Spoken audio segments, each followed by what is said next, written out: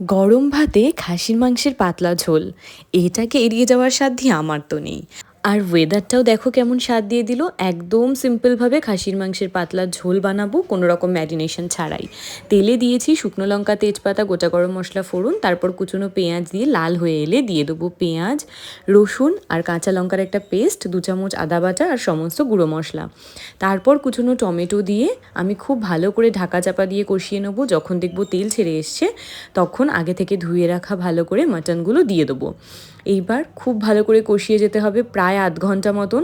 যখন তেল ছেড়ে দেখবো মাটনের কালারটা এইরকম চেঞ্জ হয়েছে, তখন বুঝতে পারবো খুব ভালো করে কষানো আমাদের হয়ে গেছে। এইবার গরম জল দিয়ে ফুটিয়ে নিতে হবে আরও 30 মিনিট। আমি কিন্তু প্রেশার কুকারে দিইনি, কড়াইয়ে আমি মোটামুটি 1 ঘন্টার মধ্যে এই মাটনটা করে নিয়েছি। আর নামানোর সময় গরম মশলা গুঁড়ো। এইভাবে মাটনের ঝোলটা বানিয়ে দেখো, কথা দিচ্ছি ডিসঅ্যাপয়েন্টেড হবে না। বাই।